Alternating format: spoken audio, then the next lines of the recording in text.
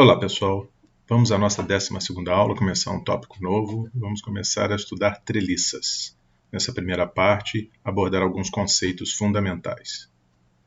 O que são treliças? A gente encontra treliça em uma série de estruturas aí no nosso dia a dia. Em pontes, em telhados, torres de transmissão, vários exemplos de aplicação. Aqui eu mostro algumas figuras ilustrativas e essa aqui talvez seja um pouco mais difícil de identificar, mas isso aqui é a estrutura treliçada da fuselagem do aeromodelo da nossa equipe de competição do Gama, que vai participar do aerodesign desse ano. Então, uma estrutura aeronáutica também se usam treliças. Qual a vantagem de uma treliça? Eu consigo criar estruturas que são leves, muito resistentes, porque eu faço um arranjo de pequenos elementos unidimensionais para ocupar um espaço muito maior, cheio de espaço vazio. Fica leve e muito eficiente. Então vamos definir aqui exatamente o que são treliças, de acordo com as suas características. Treliças são associações de barras. Nós vamos fazer distinção quando a gente falar de barra e de viga, embora sejam dois elementos unidimensionais. Barras são elementos sujeitos apenas ao esforço interno normal. Então, uma treliça é uma associação de barras. Essas barras são ligadas por articulações que nós vamos chamar aqui de nós. Uma outra coisa importante para eu poder usar toda a teoria de treliças é que as cargas aplicadas nessa treliça são consideradas apenas aplicadas nos nós. Não pode ter nenhuma carga aplicada no meio de uma barra. Se tiver carga aplicada no meio da barra, o tratamento é outro e eu chamo isso de estrutura, no caso geral. Estrutura é uma nomenclatura geral para todo tipo de problema que a gente enfrenta aqui, mas quando for um arranjo de barras com carga no meio das barras, eu não chamo de treliça. Chamo de estrutura. Se tiver movimento, eu chamo de máquina. Então é basicamente isso, treliças, estruturas e máquinas. Então vejam que eu vou ter apenas barras submetidas a esforços de tração ou de compressão. As hipóteses simplificadoras que eu vou usar são as seguintes. Os nós, essa é a principal dela, que vai me facilitar, inclusive, comprovar por que eu posso tratar só com cargas normais. Os nós são considerados rótulas sem atrito. Mesmo que na prática, na hora de construir a treliça, eu tenha junções ou soldadas todas em torno de um ponto só, ou às vezes aparafusadas por chapas de montagem, na minha modelagem, eu vou considerar que elas se unem todas em um ponto, o nó, e que esse ponto é uma rótula totalmente sem atrito. Então, as barras seriam livres para girar aqui, caso houvesse esse grau de liberdade.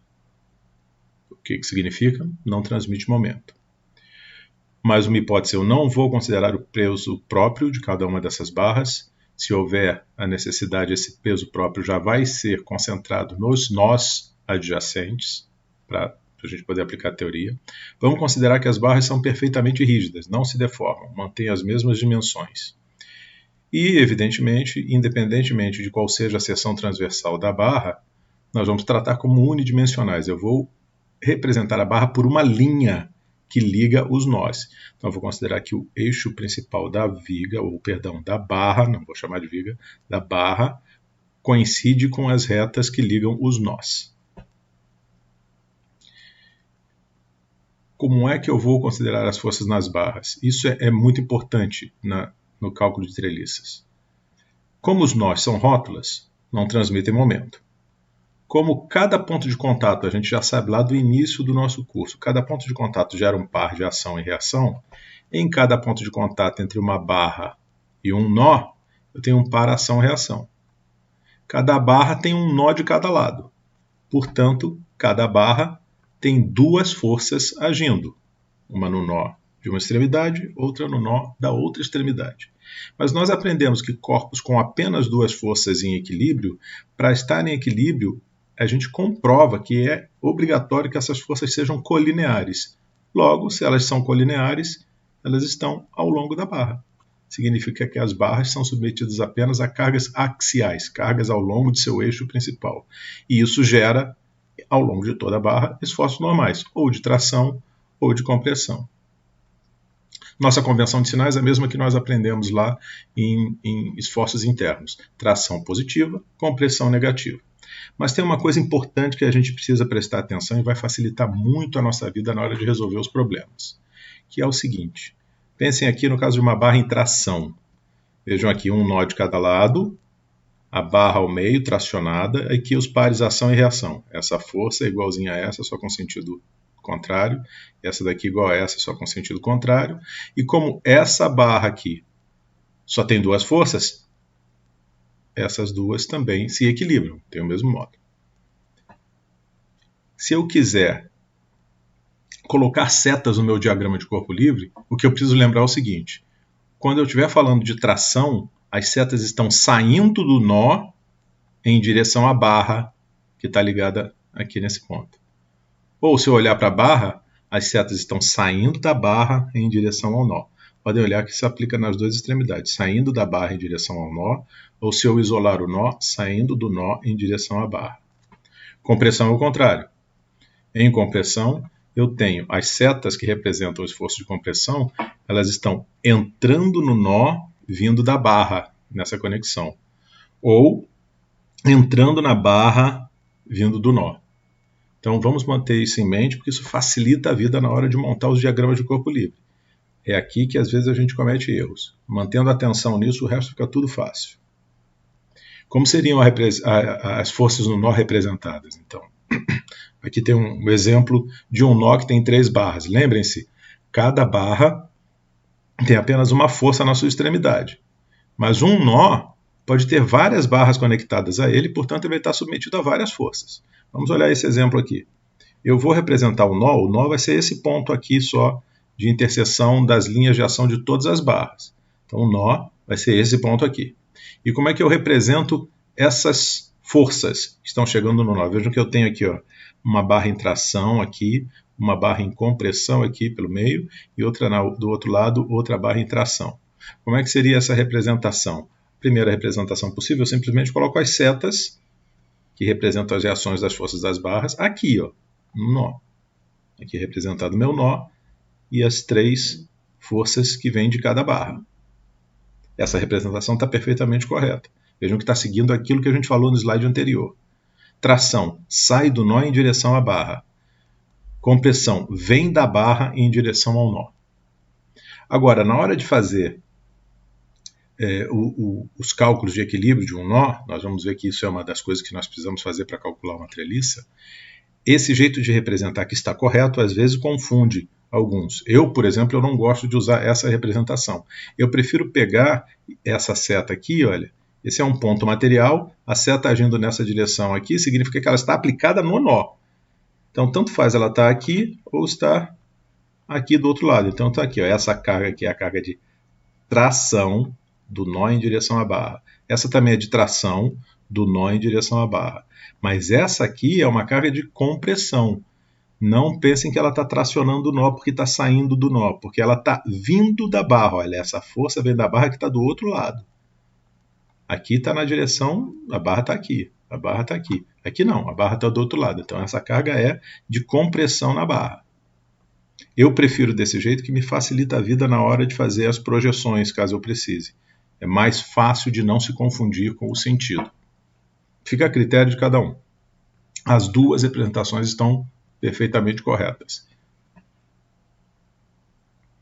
Mais uma coisa importante aqui. Olhem para essas duas treliças simples que estão mostradas aqui. Elas, embora simples, elas podem ficar ainda mais simples, porque algumas dessas barras elas estão aí só por uma questão ou estética, ou para se manter aí para algum uso posterior, ou para prender alguma coisa que não vai levar nenhuma carga considerável. São elementos que não têm força nenhuma. Então, resolver uma treliça significa calcular a força que está agindo em cada uma das barras. Se eu de cara, só por considerações básicas, eu consigo descobrir que algumas dessas barras têm força 0, já me facilita a vida. Menos cargas, menos barras para eu resolver. Então, o que são elementos de força 0? São barras que não têm nenhuma carga axial, nenhum esforço normal agindo.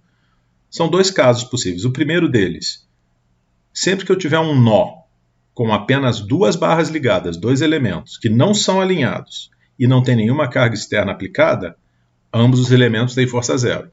Se eu olhar para o lado de cá, olha, nó D é um exemplo. Um nó, duas barras e nenhuma força aplicada em D. Então eu estou dizendo que essas duas, barra ED e DC, têm força zero. A outra hipótese é um nó com 3 barras, sendo duas delas alinhadas, duas colineares, também sem carga externa.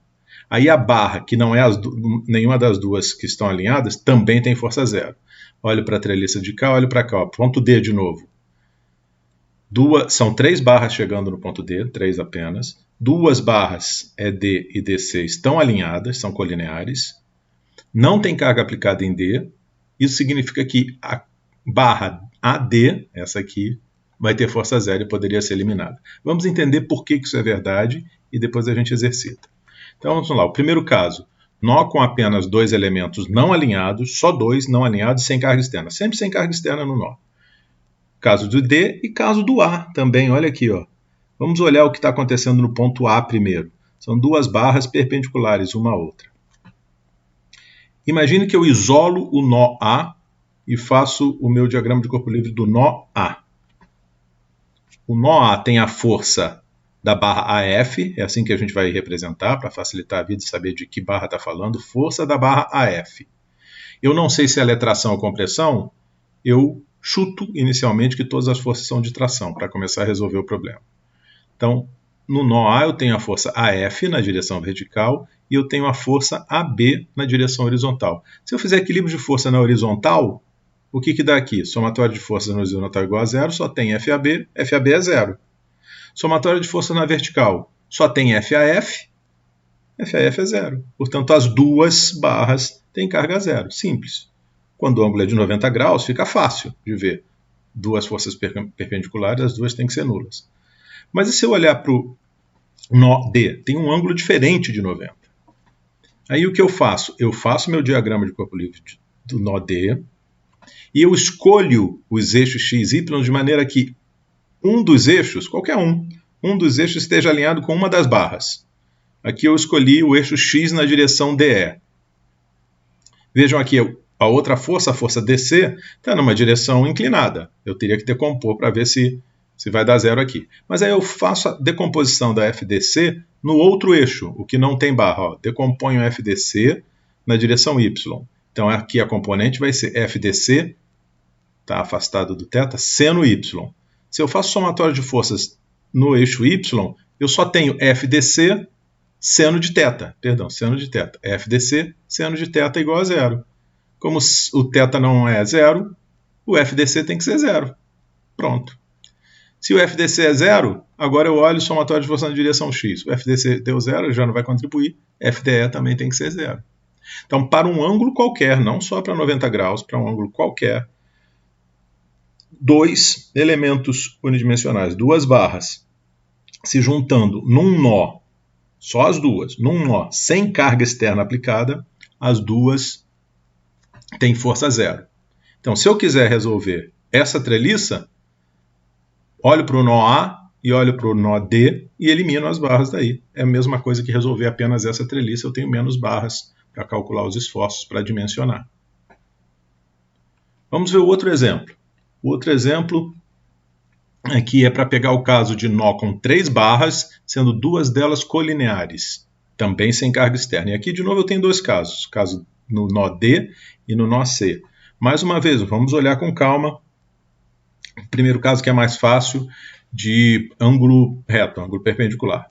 Diagrama de corpo livre do nó, eu tenho as duas forças colineares, nó D com forças FDE e FDC, e apenas na direção vertical aqui, no caso aqui na direção X, eu não vou chamar de vertical, porque está tudo inclinado, na direção X apenas FDA. Faço somatório na direção X.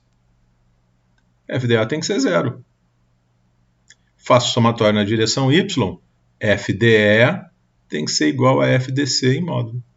Uma para um lado, outra para o outro. Mas o mais importante é que eu sei que a barra AD, que é a força FDA aqui, tem força zero. Com 90 graus que eu faço, vamos ver com um ângulo qualquer aqui.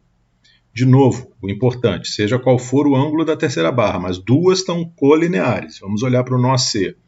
Vamos olhar para cá. Nó C, eu tenho as duas forças colineares e a outra é a força inclinada, a FCA.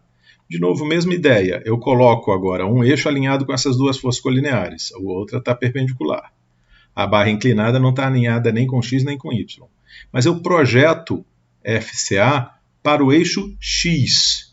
Então, na direção X, eu vou ter apenas FCA seno θ. Somatório de forças em X igual a zero, FCA seno θ igual a zero. Como θ não é zero, FCA é zero. Portanto, esta barra AC também tem força zero. Portanto, aquela treliça com essas várias barras, se eu quiser calcular, eu posso eliminar essas duas e eu tenho apenas um triângulo básico montando uma treliça de 3 barras. Vamos ver um exemplo. Se quiserem, pausem o vídeo, mas esse é muito fácil. Onde é que tem um elemento de força zero? Aqui no meio, sem dúvida. Nesse outro aqui, podem pausar e olhar com calma. Quantos elementos eu posso eliminar dessa treliça? Resposta correta, 3 elementos eliminados com força zero. Bom, isso conclui essa nossa primeira parte apenas de conceitos fundamentais. Agora, nas próximas 2 aulas, nós vamos aprender a calcular as forças das barras de uma treliça qualquer. Isso significa resolver a treliça. Até a próxima.